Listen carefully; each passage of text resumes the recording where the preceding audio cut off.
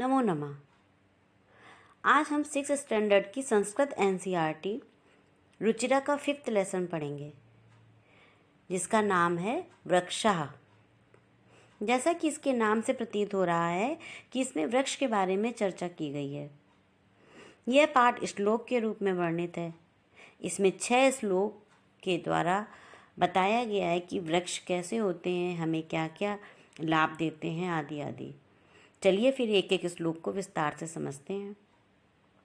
वने वने निवसंतो वृक्षा वनम वनम रचयन्ति वृक्षा। इसका अन्वय इस तरह से है, अन्वय से अर्थ समझते हैं कि वृक्षा वने वने निवसंता वृक्षा वनम वनम रचयन्ति। इसके द्वारा हम अर्थ का सीक्वेंस समझ लेते हैं। अर्थात वृक्ष प्रत्येक वन में निवास करते हैं और वह क्या करते हैं कि प्रत्येक वन की रचना भी करते हैं। अर्थात जहाँ वृक्ष होते हैं वहीं वन होते हैं। ठीक। अब दूसरा श्लोक है शाखा दोला सीना विहगा तय किमपि कूजंती वृक्षा। शाखा माने टहनी, दोला माने झूला, आसीन माने बैठे हैं, विहगा माने पक्षी, कूजंती माने कूजते हैं। इसका अन्वय ऐसा होगा, विहगा शाखा दोला सीना वृक्षा तय किमपि कूजंती। पक्षी पेड़ों की शाखा रूपी झूले पर बैठे हैं। ऐसा प्रतीत होता है जैसे वृक्ष पक्षियों के माध्यम से चहक रहे हैं या वृक्ष कुछ कह रहे हैं। तीसरा श्लोक है पिबन्ति पवनम जलम संततम साधु जना इव सर्वे वृक्षा। अर्थात इसका अन्वय इस तरह से है कि वृक्षा संततम पवनम जलम च पिबन्ति सर्वे वृक्षा साधु जना इव संति। अर्थात कहने का मतलब है जो वृक्ष होते हैं वो साधु जन्म मतलब साधुओं की तरह होते हैं। जैसे वो जल और हवा पी के रहते हैं, वृक्ष हमेशा हवा और जल पीते हैं। सभी वृक्ष सज्जन साधुओं की भांति होते हैं। अर्थात पेड़ साधु की तरह हवा और जल पीकर ही अपना जीवन यापन करते हैं। फिर स्पृशन्ति पादे पातालम च नभः शिरस्सु वहन्ति वृक्षा। स्पृशन्ति माने छूते हैं। अन्वय क्या है, वृक्षा पादे पातालम स्पृशन्ति शिरस्सु च नभः वहन्ति। पाताल तक जाकर के अपनी जड़ों को जैसे लगता है जैसे कि वो पैर छू रहे हैं। इसका अर्थ इस तरह से है कि वृक्ष अपने पैरों को अपनी जड़ों से पाताल को छूते हैं और अपने सिर पर इतने ऊंचे उठे हुए हैं जैसे लगता है कि आकाश को उठा ले रहे हैं, अपने ऊपर धारण किए हुए हैं। पयो दर्पणे स्वप्रतिबिंबिं कौतुकेन पश्यन्ति वृक्षा। वृक्षा पयो दर्पणे स्वप्रतिबिंब कौतुकेन पश्यन्ति। अर्थात वृक्ष जल रूपी दर्पण से अपने प्रतिबिंब को आश्चर्यपूर्वक देख रहे हैं। अर्थात नदी के किनारे जो पेड़ स्थित हैं उनका नदी में प्रतिबिंब इस तरीके से पड़ रहा है जैसे वो अपने आप को देख रहे हैं शीशे में, आईने में।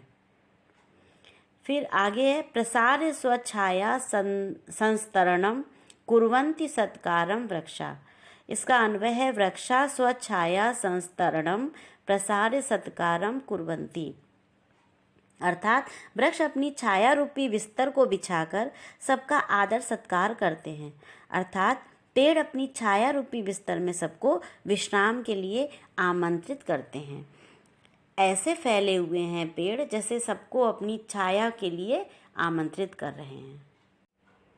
चलिए अब इसके शब्दार्थ समझते हैं, पढ़ते हैं। इनको पढ़िए और याद करिए।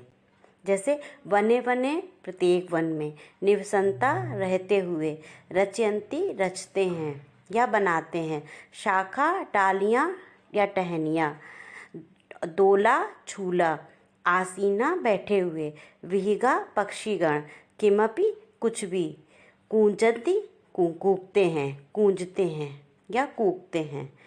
इन सब की इंग्लिश में भी दी है, आप इसको पढ़ के समझ सकते हैं। आगे देखिए, संततम माने निरंतर या लगातार, साधु जना तपस्वी लोग, सज्जन लोग, इव की तरह, पिबन्ति पीते हैं, स्पृशन्ति स्पर्श करते हैं, नभा आकाश को, शिरस्सु सिर पर, वहन्ति ढोते हैं, पयो दर्पणे जल रूपी दर्पण, स्वप्रतिबिंबिम अपने प्रतिबिंब को, पश्यन्ति देखते हैं। इन सब की इंग्लिश भी दी है, इंग्लिश से भी आप समझ सकते हैं और याद कर सकते हैं। ठीक है। अब आगे और देखते हैं क्या लिखा है। कौतुकेन माने आश्चर्य से, प्रसार फैलाकर, स्वच्छाया संस्तरणम माने अपनी छाया रूपी बिस्तरे को, सत्कारम माने आदर रिस्पेक्ट। ठीक है, इन शब्द अर्थ को आप पढ़िए और याद करिए। चलिए अब अभ्यास कार्य करते हैं। दिया हुआ है वचनानुसारम रिक्त स्थानानि पूरयत। अब वचन के अनुसार रिक्त स्थान भरना है, एक वचन, द्विवचन, बहुवचन। एक उदाहरण से समझाया गया है, वनम वने वनानि। इसी तरीके से जले लिखा है तो क्या भरना है, एक वचन में जलम जले जलानी, बिंबम बिंबे बिंबानी। फिर एक बताया गया है वृक्ष का, वृक्षम वृक्षो वृक्षान। अब पवन का बनाना है तो पवनान दिया हुआ है, पवनम पवनो पवनान। फिर जनो, जनम जनो जनान। इस तरीके से आपको एक वचन, द्विवचन और बहुवचन के हिसाब से इसको पूरा भरना है। अब आगे देखिए क्या दिया है, कोष्ठकेषु प्रदत्त शब्देषु उपयुक्त विभक्तिम योजित्वा रिक्त स्थानानि पूरयत। कोष्ठक में जो शब्द दिए हैं उपयुक्त विभक्ति के हिसाब से भरना है। जैसे एक उदाहरण देकर समझाया गया, अहम रोटिकाम खादामी। अब रोटिका दिया है तो इसमें क्या भरेंगे, रोटिकाम खादामी। अब त्वम जलम पिबसी, जल दिया है तो जलम नपुंसक लिंग है, इसलिए यहाँ पे क्या भरेंगे, जलम। छात्रा दूरदर्शनम पश्यति, वृक्षा पवनम पिबन्ति, सब नपुंसक लिंग का आएगा। ताहा, अब कथा है तो कथाम लिखन्ति, आवाम जंतुशालाम गच्छावा। जंतुशाला का क्या आएगा, जंतुशालाम गच्छावा। ठीक है, अब आगे देखिए, अधोलिखितेषु वाक्येषु कर्तृपदानि चिनुत। अब ये क्या करना है, इस पे कर्ता भरना है। जैसे वृक्षा नभा सिरस्सु वहंती, वृक्ष आसमान को सर पे ढोए रहते हैं, तो कौन ढोए रहता है, इसमें कर्ता कौन है, वृक्षा, तो इसमें आएगा वृक्षा।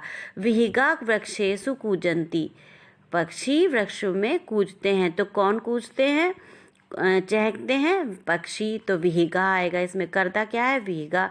पयोदर्पेण वृक्षा स्वप्रतिबिंबं पश्यन्ति, इसमें कौन है कर्ता, वृक्षा है, इसमें भी वृक्षा है कर्ता। कृषका अन्नानि उत्पादयति, तो कौन उत्पन्न करता है अन्न को, कृषका। सरोवरे मत्स्या सन्ति, इसमें कौन है कर्ता, मत्स्या। ठीक है, सरोवर में मछलियाँ हैं।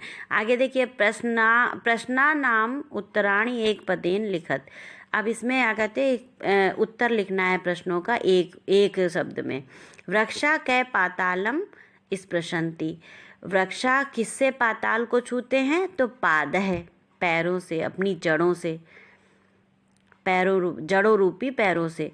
वृक्षा किम रचयन्ति, वृक्षा क्या रचते हैं, वनम, वन को रचते हैं। विहिगा कुत्र आसीना, पक्षी किस पर आसीन है, शाखा दोलायाम, शाखा रूपी झूले पर। कौतुकेन वृक्षा किम पश्यन्ति, और कौतुक से वृक्षा क्या वृक्ष क्या देखते हैं, स्वप्रतिबिंबिम, अपना प्रतिबिंब देखते हैं। जो नदी किनारे पेड़ हैं उसमें अपना प्रतिबिंब देखते हैं।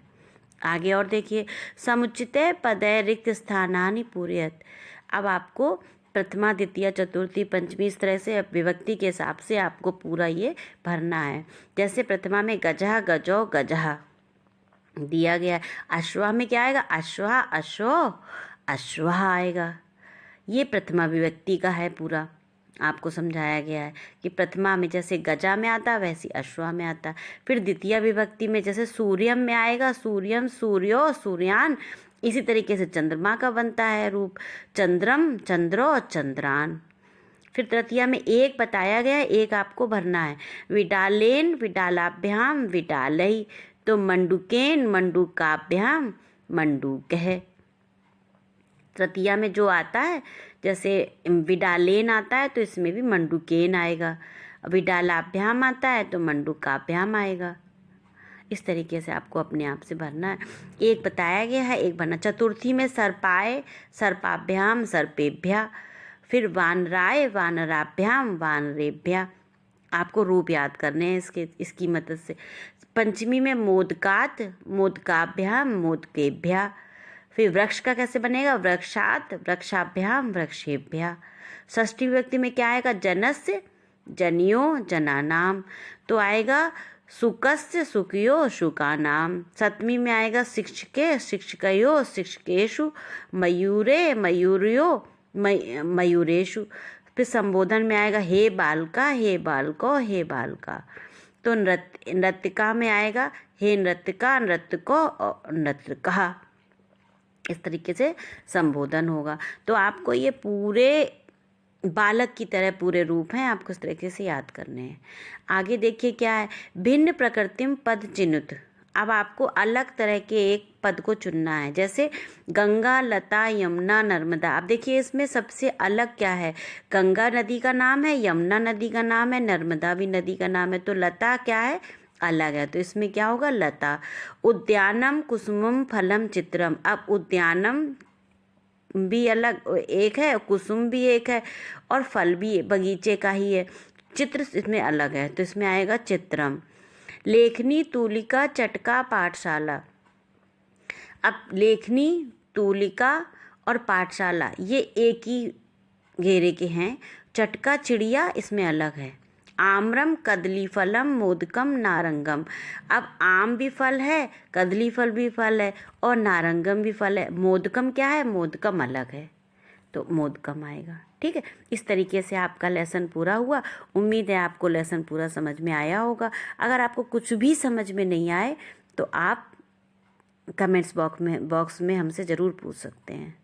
धन्यवाद।